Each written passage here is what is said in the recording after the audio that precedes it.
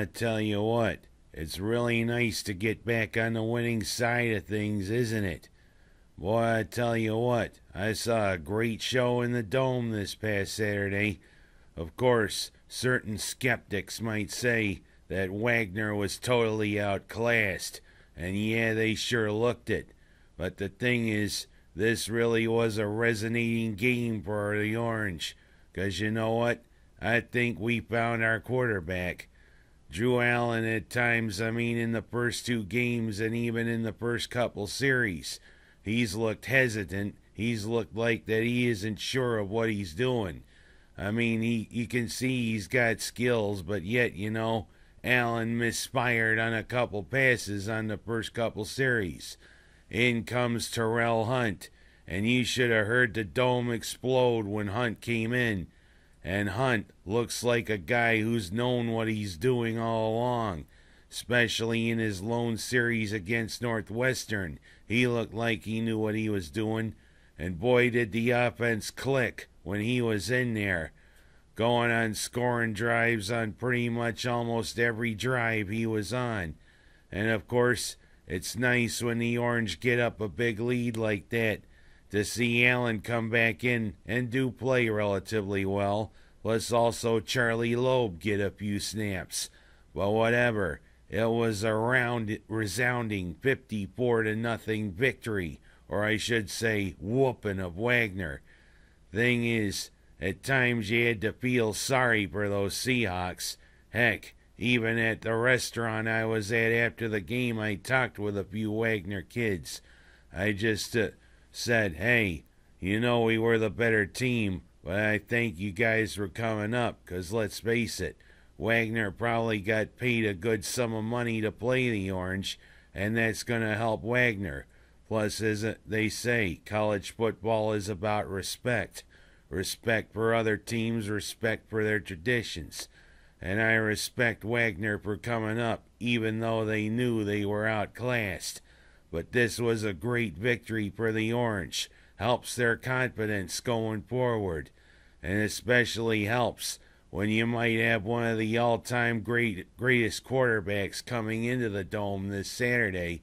Joe Montana is going to be there to watch his son, who is the starting quarterback for Tulane, because Tulane is Syracuse's next opponent. And the thing is, Tulane may be a little better than they were, but Tulane is a little one-dimensional, and Syracuse can key on that. Because, they got a good passing game, especially with Montana, but they don't really have a good running game. But, of course, the last time the Green Wave and the Orange played, Tulane nearly pulled off a huge upset. Of course, that was down in New Orleans. But, we got our quarterback now. And as Jack Palance, God rest his soul, once said, I bet Terrel Hunt didn't need to use skin bracer. Confidence is very sexy, don't you think? Well, enough about a little aftershave. Oh, nice little sound effect.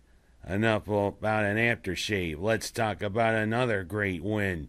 What a hell of a win for the Buffalo Bills this past Sunday.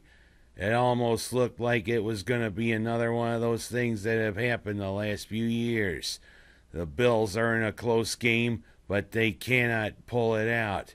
But thank God for a pass interference play on a guy who made a phantom interception earlier in the game. Anybody see that replay? Luke Kuechly was a heck of a linebacker at Boston College. He's proved to be a good linebacker so far in the NFL. But anybody watch that replay? That was a phantom interception.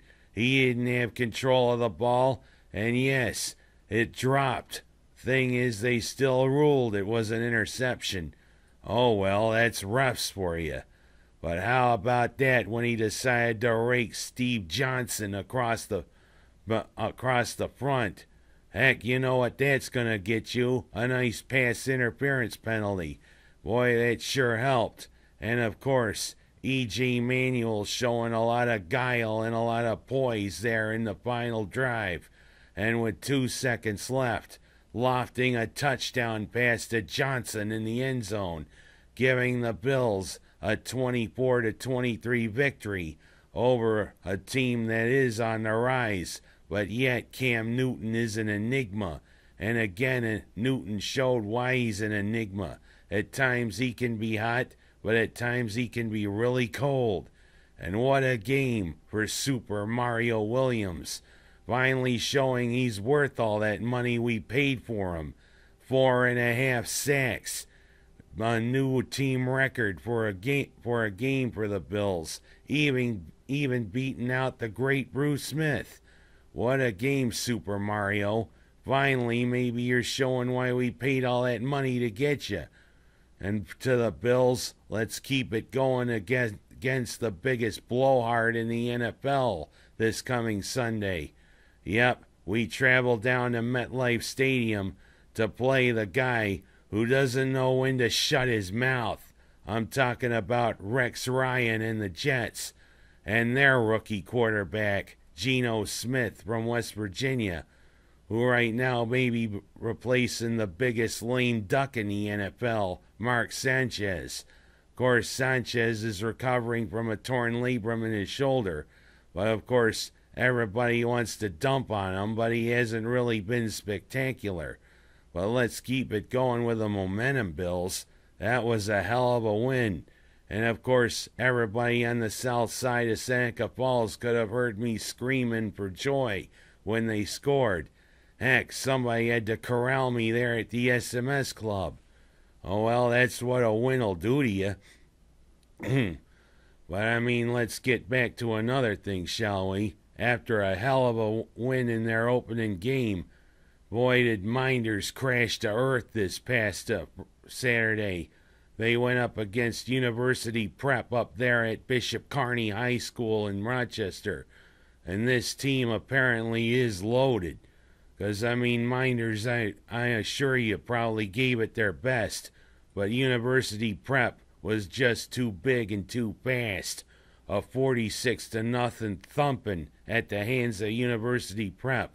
But you know, you're still my high school. I still love you guys.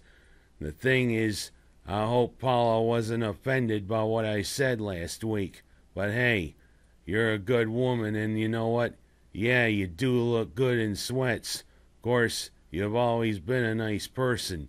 And Wendy, thanks for the shout out. I really appreciated that. But I do want to talk about another thing, 'cause next week is the start of the new fall season for the TV. Some interesting choices this year. And of course, two legends come back to TV. 31 years after he starred as our favorite Orkian, Robin Williams is back, playing an unorthodox head of an ad agency in The Crazy Ones. Welcome back to TV, Robin Williams. Of course, I kind of wonder. Apparently, a lot of the things dried up on the big screen. But you know, you're still a legend. You're still #1 with me. And of course, Michael J. Fox coming back to series TV.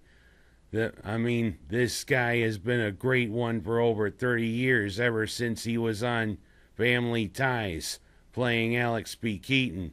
And of course, everybody's been praying for you in your battle against Parkinson's disease. And you've even received Canada's highest honor, the Order of Canada. Of course, what do you order in Canada? Must be I better get 'em Molson's, eh?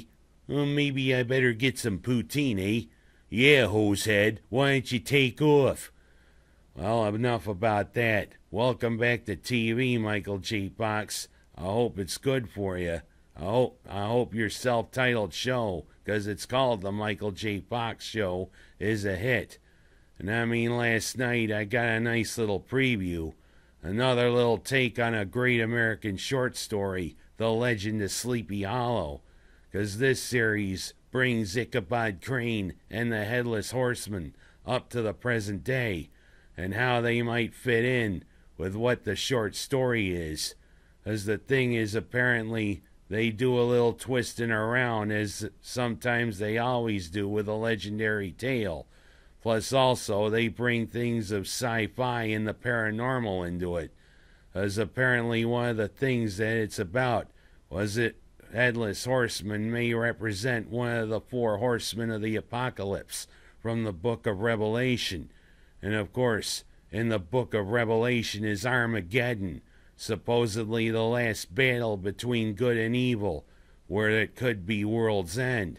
Interesting to see how the imagination of the creators of the show really work it out. I mean, it's going to be a heck of a new TV season. Robin Williams and Michael J. Fox back, Sleepy Hollow, plus others like Marvel, the Marvel's Agents of S.H.I.E.L.D. Boy, it must be a really unique season coming up, and I'm looking forward to it. And I want to say last but not least, no, what the heck is this going on with Syria and this supposed deal? Hey, we don't make deals with people who use gas on their own people.